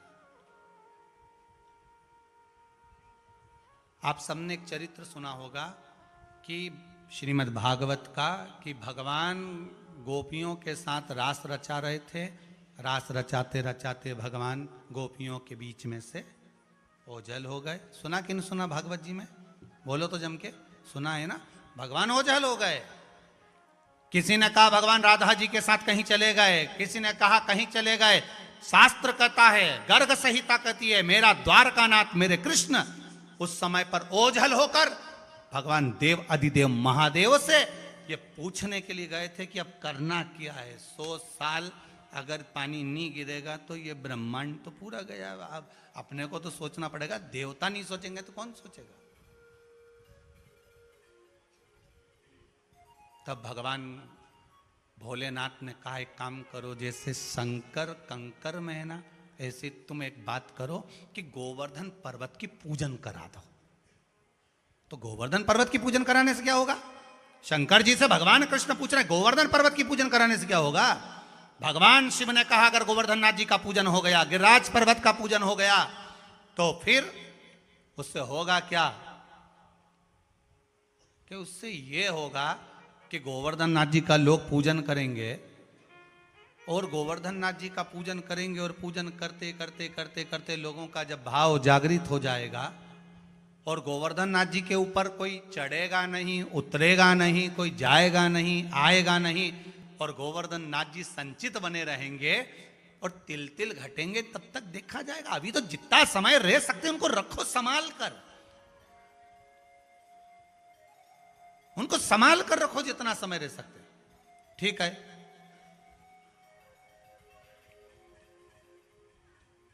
पर मेरा एक निवेदन है। भोलेनाथ जी बोले, बोलिए कन्हैया एक काम करोगे? हाँ, अगर गोवर्धन नाथ जी का पूजन करने वाला गोवर्धन नाथ जी का कोई कंकर, गोवर्धन नाथ जी का एक छोटी सी शिला भी, कंकर भी, एक गोवर्धन नाथ जी का शिलाखंड भी, एक गोवर्धन नाथ जी का स्वरूप भी अगर अपने घर में ले गया तो वो परेशान हो जाएगा, उसको वापिस लाकर रखना ही पड़ेगा। इसलिए गिरिराज बाबा का स्वरूप गोवर्धन नाथ जी का शिलाखंड कभी उठाकर मत लाना, ये नियम है। आप लोगों ने सुना है कि नहीं सुना? गिरिराज बाबा का शिलाखंड उठाकर नहीं लाना, वो परेशान हो जाएगा।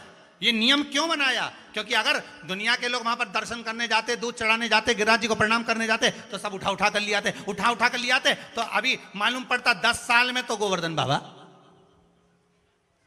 जमीन के अंदर, और जैसे ही जमीन के अंदर होते 100 साल जलवृष्टि बंद, पूरा ब्रह्मांड सूख गया, हाहाकार मच गया, कलयुग आ गया। तो भगवान ने नियम बनाया कि यहाँ का एक शिला पत्थर, एक शिलाखंड कोई उठा कर ले जाएगा तो वो मचल जाएगा, परेशान हो जाएगा। इसलिए ब्रज की रज और गोवर्धन बाबा का शिला कभी भी उठा कर नहीं लाना, बाबा वहीं पर रहें, ये अच्छा है। तो फिर कन्हैया ने कहा कि भोलेनाथ, अब ये बताओ कि अगर मान लो धीरे धीरे तिल तिल रोज घटेगा तो एक दिन तो अंदर धसेगा ना, फिर क्या होगा? तो भगवान शंकर ने कहा एक काम करो कि इनका नाम है गोवर्धन, पूरे ब्रह्मांड की माताओं को विनती कर दो कि तुम गाय के गोबर का दिवाली के दूसरे दिन गोवर्धन बनाओ। क्या बनाओ? गोवर्धन। उससे क्या होगा? तो कहा पर्वत छोटा होने ही नहीं देंगे, अपन में भी दम है, तुम चिंता मत करो। जब गांव गांव में दरवाजे दरवाजे पर दीपावली के दूसरे दिन गोवर्धन बनेगा, तो गोवर्धन बनेगा तो उस गोवर्धन की जो रज है, गाय के गोबर की जो रज है, सूखने के बाद जमीन में मिलेगी, जमीन में मिलेगी तो उसकी रज बढ़ेगी। अगर उधर का गोवर्धन घट भी गया तो यहां का नहीं घटने देंगे, आप चिंता मत करना। रज जब तक रहेगी तब तक गोवर्धन रहेगा, तब तक 100 साल पानी की तो कमी आने नहीं दी, तुम चिंता मत करो।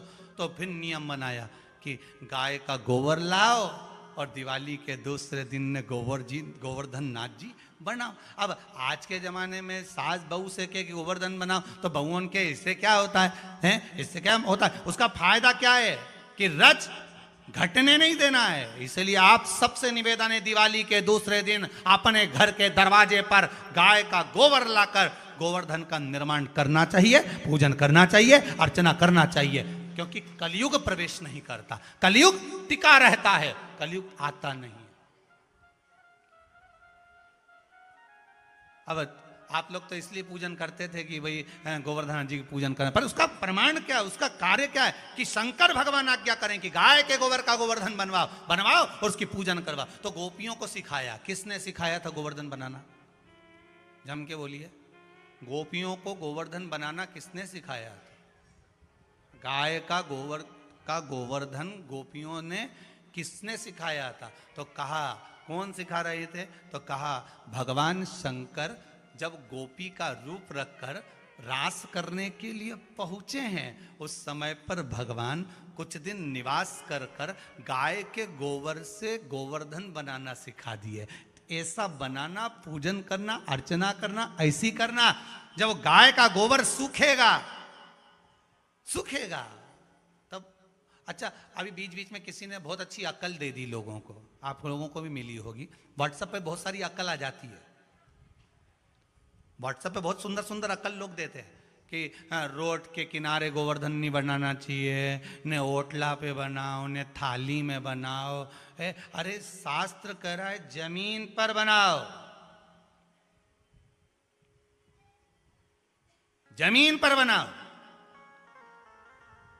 वो गोवर्धन जो बनेगा, उसका जो गोबर का एक एक कण कण जब भूमि में मिलेगा, रमेगा। इसलिए गाय का गोवर्धन बनाने के बाद में उस पर गाय के बछड़े को, गाय माता को गांव गांव में निकालते हैं कि वो उछल के रज रज में मिल जाए, रज रज में चला जाए। मेरा गोवर्धन पर्वत घटे ना, बढ़ता जाए, बड़े हो।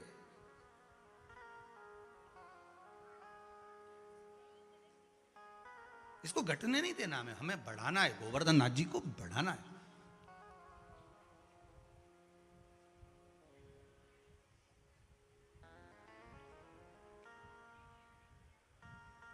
उसकी वृद्धि हो।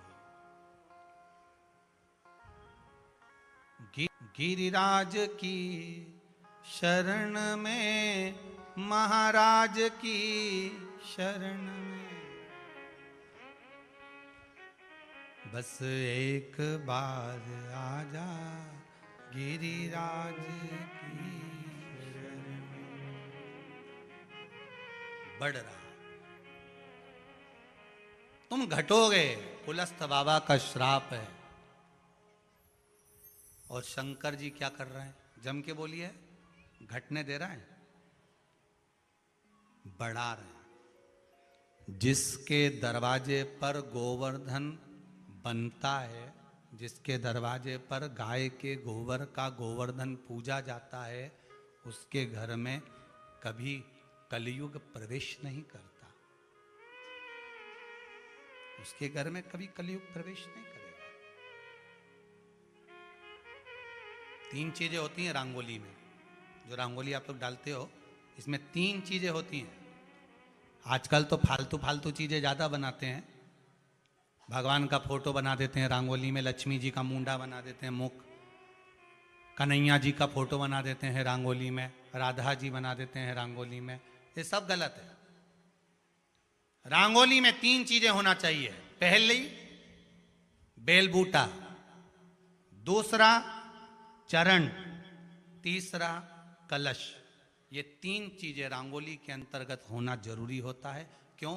या रंगोली बनाए तो ध्वजा, क्या बना सकते हैं? ध्वजा, त्रिशूल, कोई शस्त्र जो देवता धारण करते, वो रंगोली में बन सकता। क्या होता है उससे? क्या होता है कि जो नेगेटिवता है, गलत कोई चीज हमारे घर में प्रवेश कर रही है, तो वो रंगोली में बनी हुई चीज ही हमको पॉजिटिवता दे देती है, वो अंदर प्रवेश ही नहीं करने देती। पर आज के जमाने में तो गणेश जी बना दो। अब गणेश जी बना तो दिया, उसमें पांव रखा है, हाथ रखा है, कोई बिगाड़ के जाए। ऐसा काम हम क्यों करें?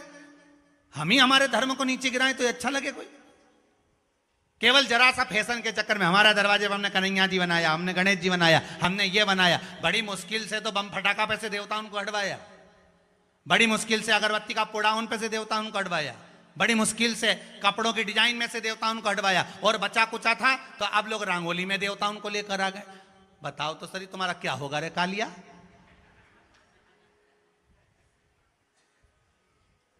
जरा सा फैशन के चक्कर में, हाँ हमारी रंगोली अच्छी दिखना चाहिए, हमने बना दिया।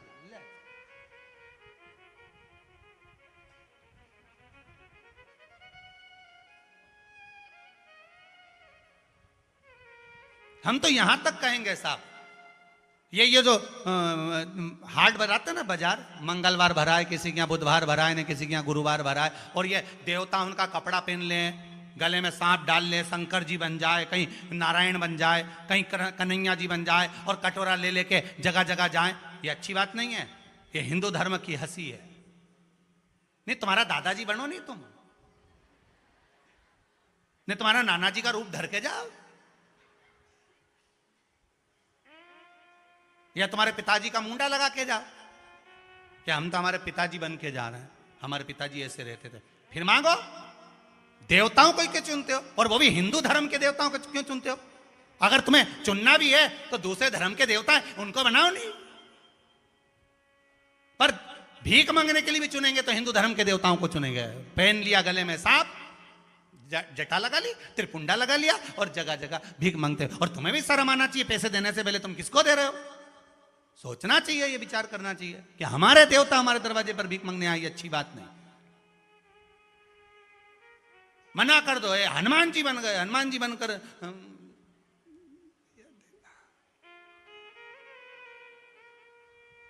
ये श्रेष्ठता नहीं,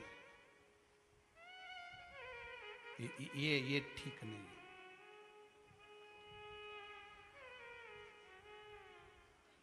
क्यों हम हमारे धर्म को नष्ट करें? ऐसा क्यों हम बर्बाद करें?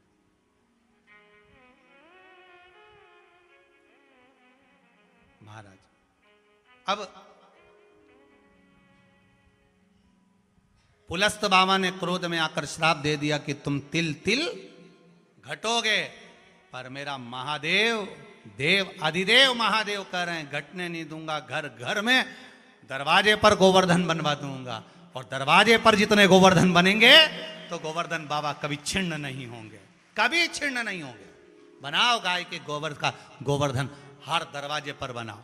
दिवाली का दूसरा दिन बनना चाहिए गोवर्धन। करो पूजन गिरिराज दादा,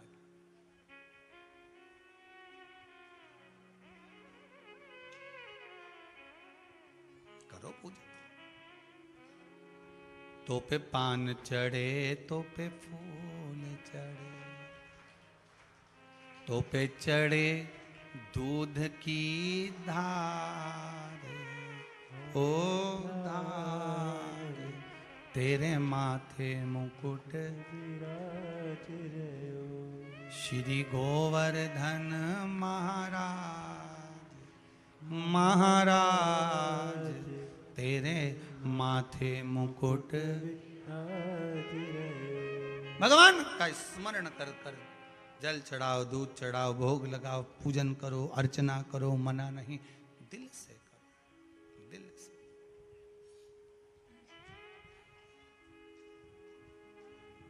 उसकी अर्चना, हम तेरी शरण में आए हैं, गिरि गोवर्धन को पाए हैं। भगवान गोवर्धन बाबा की शरण में जाकर निवेदन कर कर, विनती कर कर, अब भगवान शंकर बढ़ाने में लगे हैं, पुलस्त ऋषि घटाने में लगे हैं। मेरा शंकर है ही ऐसा, दुनिया के लोग चाहे कितना भी पीछा पकड़ लें कि इसको नीचे गिराना है, इसको नीचे पटकना है, पर चिंता मत करना, अगर मेरे महादेव ने आपका हाथ पकड़ कर रखा है तो वो ऊपर बढ़ाते जाएगा, चाहे दुनिया कितना भी पांव खींच कर नीचे करे, वो बढ़ाएगा। आपको टेंशन नहीं लेना, आप तो उसके भरोसे पर जिए, उस पर छोड़ दो।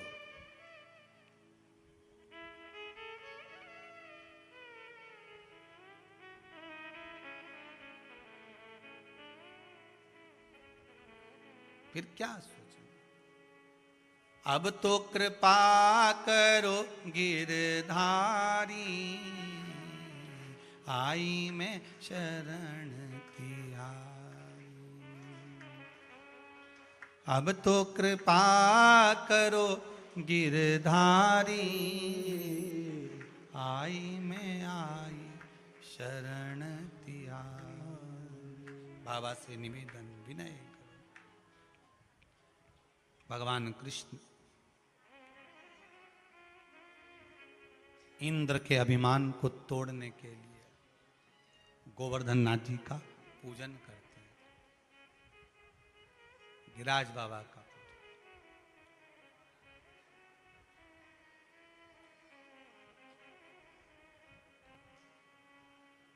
जो आराधना में डूब गए, आप भी जाओ, कलियुग में, कली काल में गोवर्धन नाथ जी की परिक्रमा मनुष्य को करना चाहिए, अवश्य करना चाहिए। वो तो अभी समय का योग नहीं बन पा रहा है, नहीं तो हम तो विचार करे थे कि एक परिक्रमा सबको लेकर बड़े भाव से गोवर्धन नाथ जी की करते। समय का योग नहीं मिल रहा, पर प्रयास करेंगे पूरा। अगर अभी नहीं मिला तो दिसंबर में नहीं तो जनवरी में, और आपको सूचना भी देंगे कि कहीं नहीं तो एक दिन, जैसे रात को चले, सवेरे पहुँचे और सवेरे से बढ़िया जोरदार खा पी के नाश्ता वास्ता करके और जोरदार परिक्रमा चालू करें, गिरिराज जी को दूध चढ़ा के, और परिक्रमा करके शाम तक वापिस आके पूड़ी सब्जी खा के सब अपना अपना घर जाओ, अपना अपना रोटी राम खाओ। एक दिन की परिक्रमा कर ले, देखेंगे अगर योग बना, निकालेंगे तारीख। अगर बन गई तो जितने आस्था चैनल पर कथा सुन रहे हो, जितने फेसबुक यूट्यूब पर सुन रहे हो, रेनामती सब अजानामत जतीपुरा, रुकने की व्यवस्था सब तुम्हारी, खावा की व्यवस्था गोवर्धन नाथ जी, ठीक है। रुकना अपना अपना, भैया अपनी अपनी गाड़ी, अपना अपना दाम, तो रुकने की व्यवस्था अपनी अपनी कर जाओ। और भोजन की व्यवस्था गोवर्धन नाथ जी करेंगे, और गोवर्धन नाथ जी के भगत कम है क्या गिरिराज दादा के, सब वहाँ जो चलाएंगे भंडारा सब चल जाए, तो बढ़िया पूड़ी सब्जी खावे सो तो राम गुण गावे और गिरिराज जी की परिक्रमा का आनंद। कितने दिन का, सवेरे आए, शाम के सब अपना अपना घर। और जितने दिल्ली वाले कथा सुन रहे हो, मथुरा, वृंदावन, गोकुल, बरसाना, नंदगांव, यूपी, आगरा, ग्वालियर, जितने सुन रहे हो, एक मत लीजिए, सारा ग्वालियर खाली कर दीजिए, सब वहीं पहुंच जाए, सब वहीं पहुंच जाए। और उस परिक्रमा में गिरिराज जी की एक एक शिलाओं का स्मरण करेंगे। संतान शिला कहां पर है गिरिराज जी में, जहां पर जल चढ़ाओ, दूध निकले और पी लो, गर्भ ठहर जाए, भले 20 साल तक औलाद नहीं पर औलाद हो जावे, वो संतान शिला गिरिराज जी में। आरोग्य शिला दुनिया कितनी बीमार पड़ी हो, उस व्यक्ति को आधे घंटे में उठा सकती आरोग्य शिला पर। बस उसका एक कपड़ा, जो बीमार पड़ा है उस व्यक्ति का कपड़ा आरोग्य शिला पर घिस दो, उस कपड़े को लाकर मरीज को पहना दो, आधे घंटे के अंदर उठ के खड़ा हो जाए। आरोग्य शिला गिरिराज जी में विराजती है।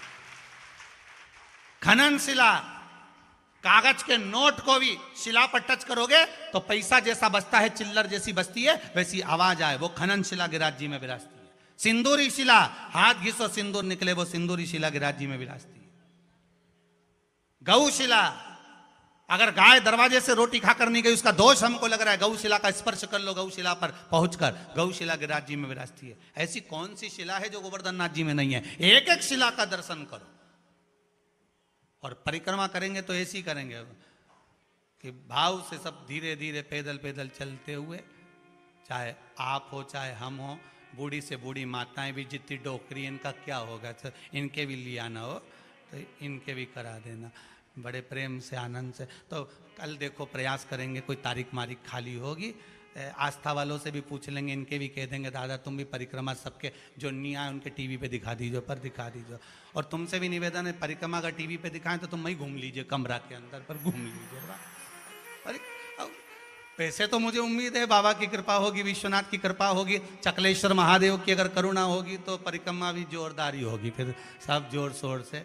और प्रयास करेंगे न बैंड ने, बाजा ने, ढोल ने, नगाड़ा ने, तुम अपने साथ में झुंझुना लिया ना, मंजीरा ढोलक लिया ना, गाता बजाता गिरिराज धरण प्रभु तुम्हारी शरण और श्री शिवाय नमस्तुभ्यम कहता कहता परिक्रमा कर। और जहाँ जगह मिल जाए वहाँ सो जा, जो धर्मशाला होटल जो मिल जाए, तुम जिस जिस भाव से आओ, ज़्यादा माल हो तो 5 स्टार,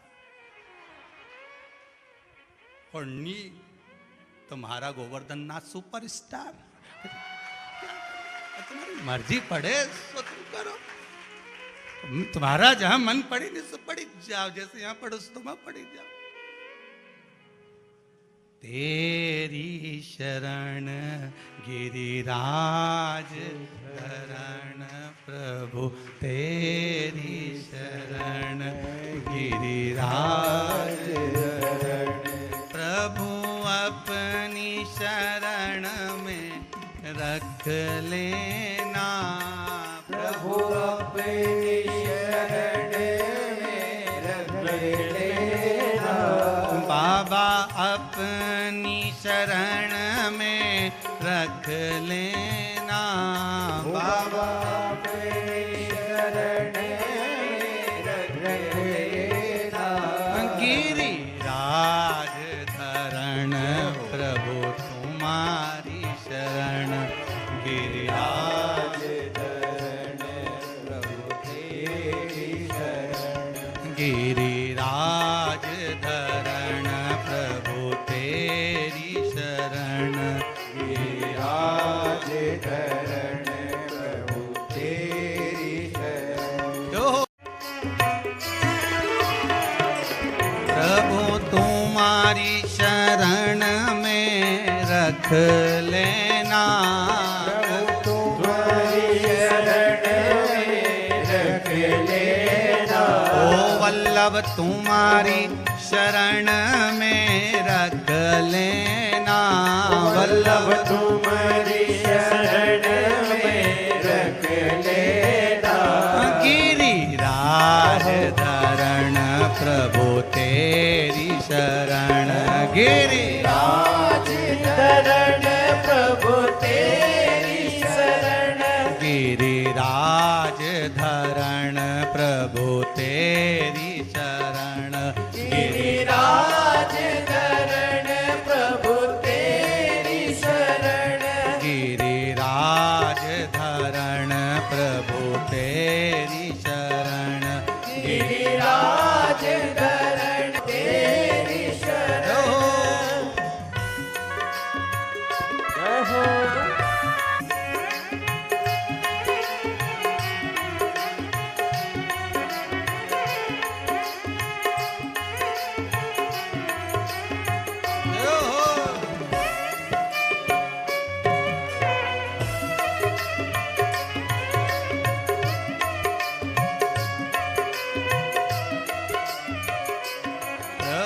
अपना जान के रख लेना, प्रभु अपना जान के रख लेना।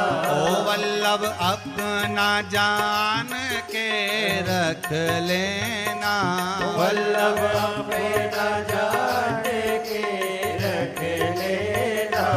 गिरिराज धरण प्रभु तेरी शरण, गिरिराज धरण प्रभु तेरी शरण, गिरिराज धरण प्रभु तेरी शरण, गिरिराज धरण प्रभु तेरी शरण, गिरिराज धरण प्रभु तेरी शरण, गिरिराज धरण प्रभु तेरी शरण, गिरिराज धरण प्रभु तेरी शरण, गिरिराज धरण प्रभु तेरी शरण। हर हर महादेव।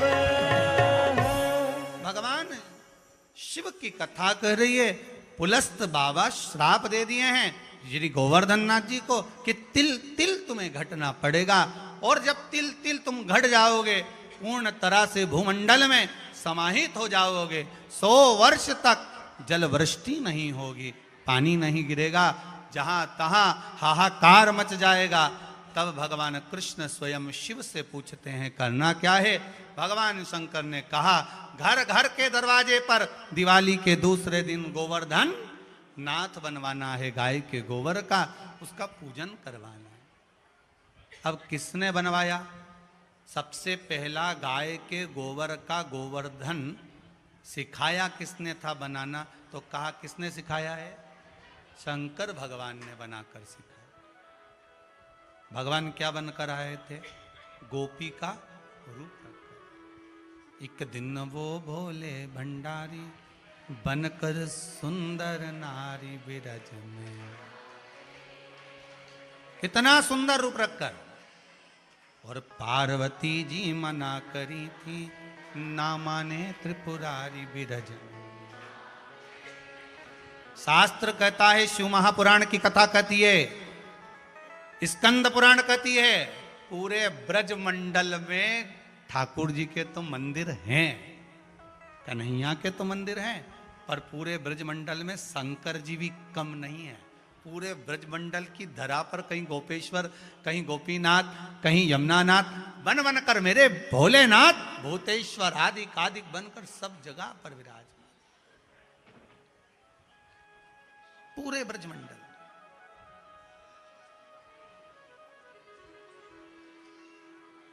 अब पूरे ब्रजमंडल में स्वयं गिरिराज पर्वत पर भी विराजमान है चकलेश्वर बनकर, पूरे ब्रजमंडल पर विराजमान। अब भगवान गोपी बनकर आए और उनने क्या करा?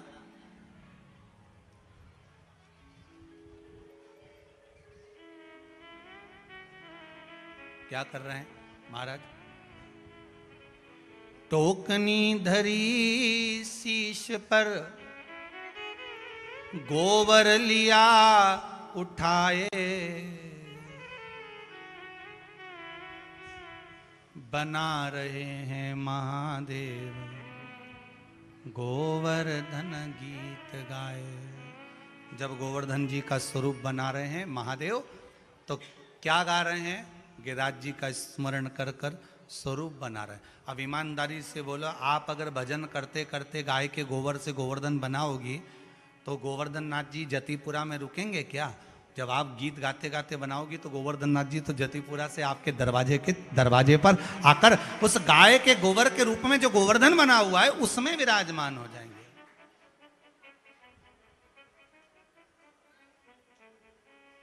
पार्वती लिए मंगल गावे, पार्वती मैया मंगल गा रही हैं, किसके लिए? गिरिराज धरण प्रभु तुम्हारी, भगवान शिव गोपी बनकर सुंदर स्वरूप बना रहे हैं। नैनन को छूते ही नैनन बन जात है, होठों को छूते ही होठ बन जाते हैं। जब मेरे शंभो गिरिराज को बुलाते हैं, नाम गिरवर का लेते ही गिरिराज चले आते हैं। नाम लेते ही गिरिराज का गिरिराज चले आते हैं। गिरिराज धरण प्रभु तेरी शरण, प्रभु अपनी शरण में रख लेना। गिरिराज धरण प्रभु तेरी शरण। श्रृंगार पूरा महादेव जी रचाते हैं, चरण जब गिरवर के बनाए तो नैनन से जल चढ़ाते हैं। मेरे बाबा जब गोवर्धन नाथ जी के चरण, कितना सुंदर, जब माँ अपने अपने दरवाजे पर गाय के गोबर का गोवर्धन बनाती है, उसका भाव यही रहता है कि मैं ठाकुर जी का निर्माण कर रही हूं। विचार करिए, ठाकुर तुम्हें बनाया था, जन्म उसने दिया था, पर एक मौका दिवाली के दूसरे दिन मिलता है कि तुम भगवान को बनाती हो, भगवान का निर्माण करती हो। ये भगवान मौका दे रहा है, शंकर स्वतः। चरण जब गिरवर के भोलेनाथ ने बनाए, नैनों से जल शंभू ने गिरवर को चढ़ाए। देख स्वयं कान्हा भी मुरली बजाते हैं, शिव डमरू बजाते, देवता फूल बरसाते।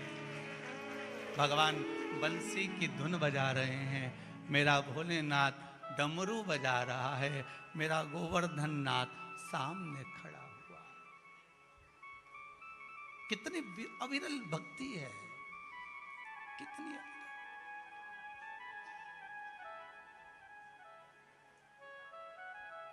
केवल गोवर्धन पूजन केवल आप नहीं कर रहे हैं, गिरिराज जी का पूजन करने का प्रमाण तो मेरा शिव बता रहा।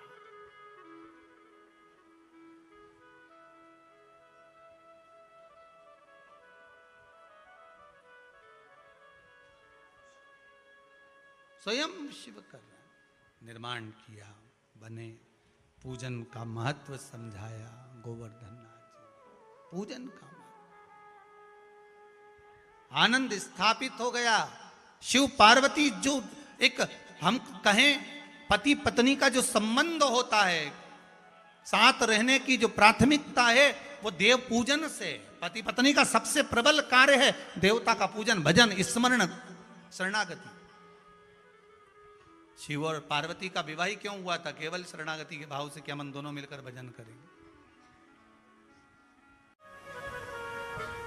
शमी पत्र का जो विधान है वो 2 बार चढ़ाने का होता है। एक बार अगर आप किसी कामना से शमी पत्र चढ़ा रहे हो तो शमी पत्र पहले शिवलिंग के ऊपर चढ़ाया जाता है, उसके बाद जल चढ़ाया जाता है।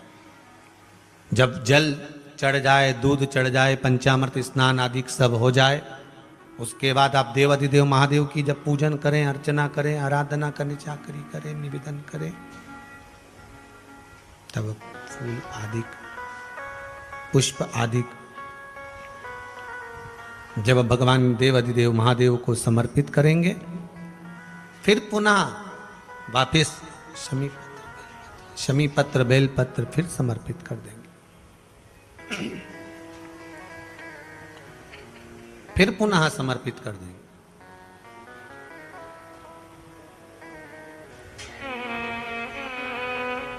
कभी शमी पत्र चढ़ाकर आप जल चढ़ा दो,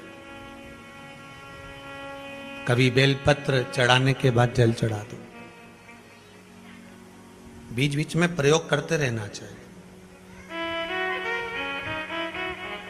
बाबा से निवेदन करते रहो। ये जरूरी नहीं कि आप रोज ये चढ़ाओगे तो ही। हाँ, जब आपको लग रहा है कि अब मेरा दुकान ठीक नहीं चल रही तो कमलगट्टे का पानी भगवान शिव को समर्पित कर दो।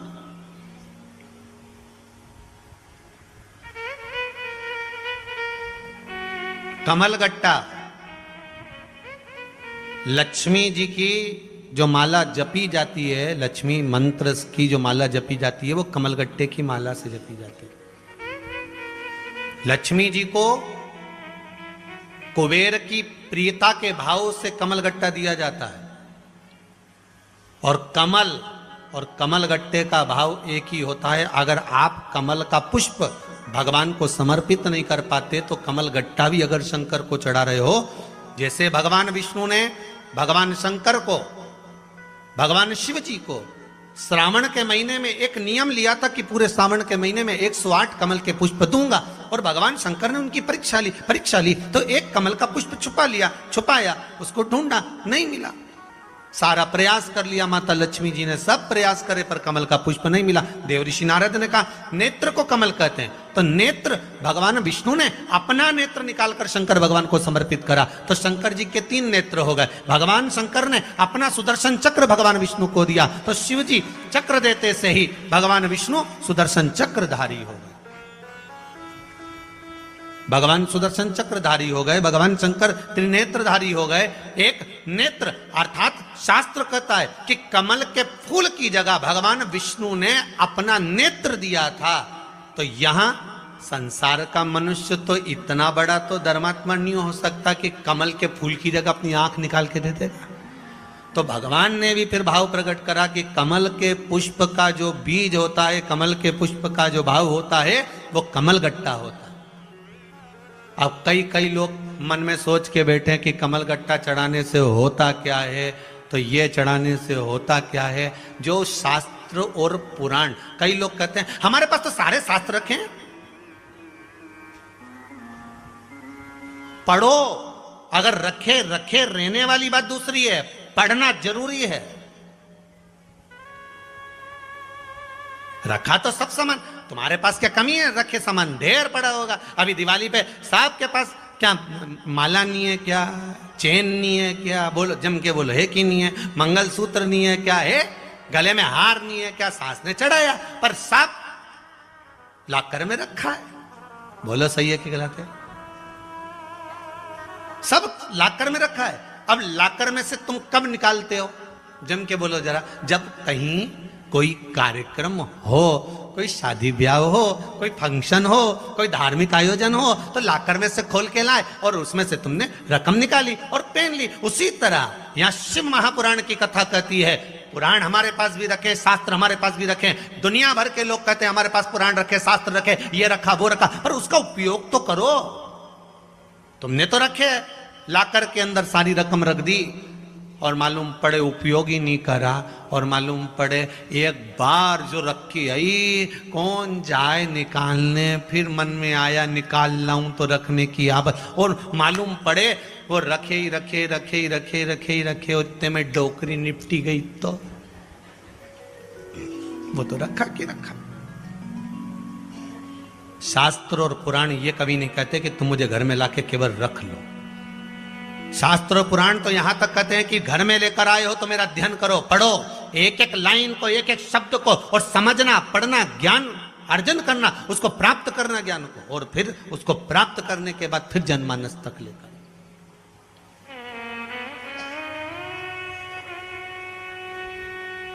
भगवान जब मौका मिल जाए, लगे आपको कि लक्ष्मी की कमी है, कमलगट्टा पानी में डालकर या कमलगट्टा शिव जी पे चढ़ाकर उसका पानी चढ़ा दो।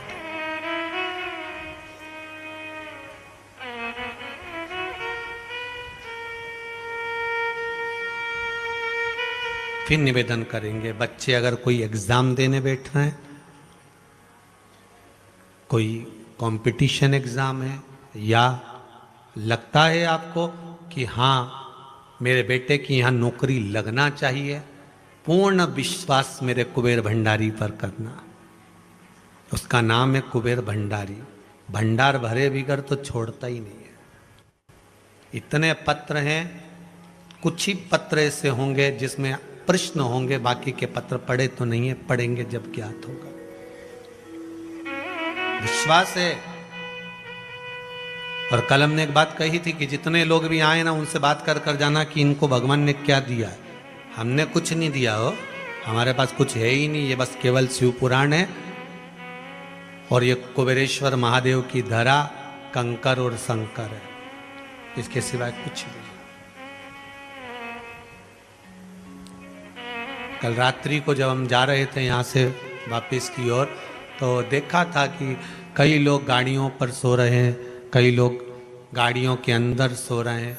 एक भाई पीछे की डिक्की खोल के उसके अंदर सो रहा था। देखिए भाव, देखिए। क्या सीहोर में होटलें नहीं है? ढेर, जा सकता है। तो आगे जाके गाड़ी रोक के फिर पूछवाया, क्या बात है, तुम डिक्की के अंदर सो रहे हो? कहा हाँ। क्यों? हमारी अम्मा बोली थी कि कुबेरेश्वर महादेव की धरा के सिवा कहीं मत जाना। तो फिर भूमि पे क्यों नहीं सो रहे? तो कहा भूमि पे तो सो जाए, पर तो दिक्कत ये है कि वो बहुत सारे बड़े बड़े पत्थर है ना, कंकर हो। तो हमने कहा वो कंकर शंकर है, वो ये साधारण नहीं है, वो रात भर शंकर जी भी कहते जागरण कर, भजन कर।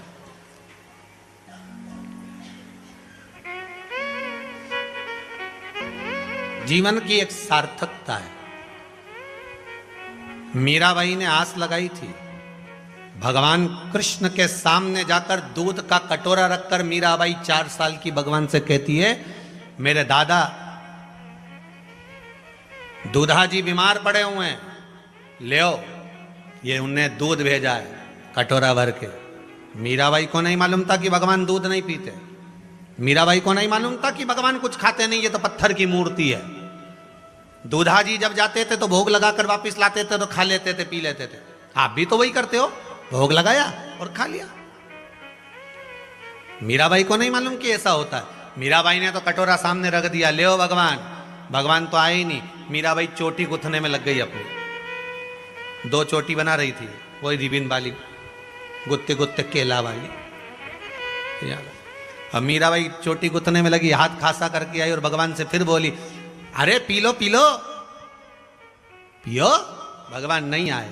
मीराबाई चढ़ गई सिंहासन के ऊपर और भगवान के गले में हाथ डालकर बोली, कान के अंदर पी ले। एक आध दिन दूध नहीं पिएगा नहीं तो दुबला हो जाएगा, पी ले। और भगवान की मूर्ति झुक गई, कटोरा उठा लिया और दूध पी गया। मेरा द्वारका का नाथ दूध पी रहा है।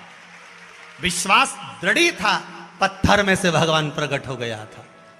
अब मीराबाई को तो भगवान प्रकट होकर दर्शन दे दिए, पर दूधा जी के मन में, मीराबाई ने कटोरा लिया और कटोरा अंगूठी से बजाती बजाती दूधा जी के पास पहुंच गई। दूधा जी ने पूछा, ला प्रसाद दे दे। मीराबाई बोली, सब डकार गया, सब पी गया। वे तो कौन? के भगवान। दूधा जी बोले, फालतू की बात मत करना, पत्थर की मूर्ति कोई दूध पीती है? अरे दादा, तुम्हें क्या मालूम, मैंने खुद पिलाया। जितने लोग तबीयत देखने आए थे, दूधा जी का स्वास्थ्य देखने आए थे, सब कहने लगे, ये मीराबाई तो झूठ बोल रही, खुद पी गई होगी। मीराबाई बोले, मैं काय को पी गई? मैं कोई बिल्ली हूं? मैं पी गई और मुझे काय को झूठ बोलकर मैं दूध पीऊंगी? मैंने दूध वगैरह नहीं पिया है, भगवान ने पिया। भगवान ने पिया, हाँ सबूत है। मीराबाई बोले, सबूत क्या दूं?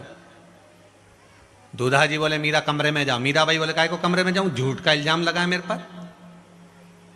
जब भगवान कृष्ण पर झूठा इल्जाम लगाता तो सत्राजीत की मणि ढूंढने के लिए वन में चले गए थे। तो मीराबाई बोली, मैं भी कम नहीं पड़ूं, उसी की भगत। अभी दूध का कटोरा भर के लाती हूं, चलो मेरे साथ। और दूधा जी को भी ले गई और गांव के लोगों को भी ले गई और भगवान के सामने ले जाकर दूध का कटोरा रख दिया। और दूध का कटोरा रखकर भगवान से बोली, भगवान जैसे पहले पिए थे वैसे पी जाओ।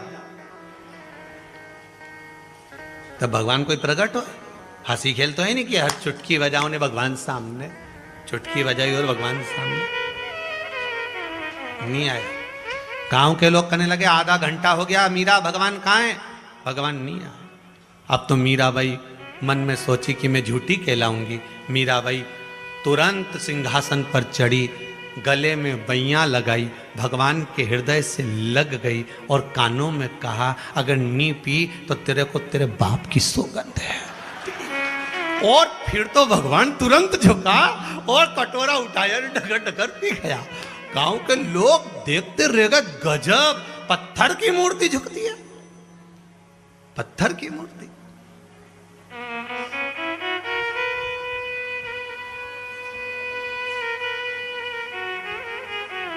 साचो प्रेम प्रभु में हो तो मूरत बोले काट की। पत्थर की मूर्ति झुकती है, हाँ, क्यों नहीं झुकती?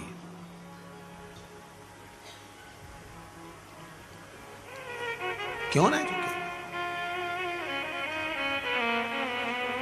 बस मीरा के जो गुरु थे ना, उन्होंने मीरा का जो जीवन रंगा था, वो जीवन कोई साधारण नहीं था। और मुझे विश्वास है मेरे शंकर ने भी गुरु बनकर, किसी दूसरे ने नहीं, मेरे शिव ने गुरु बनकर, जितने लोग आस्था पर कथा सुन रहे हैं, फेसबुक यूट्यूब पर सुन रहे हो, अरिहंत चैनल पर सुन रहे हो, चाहे कुबेरेश्वर धाम में सुन रहे हो, जो नहीं भी सुन रहे, इतना विश्वास मुझे शंकर पर है कि शंकर ने गुरु बनकर पूरे विश्व को शंकर ने अपने रंग में अब रंग दिया, अपने रंग में रंगा है शिव। कोई दूसरा रंग नहीं है, शिव अपना रंग दिया, दूसरा रंग।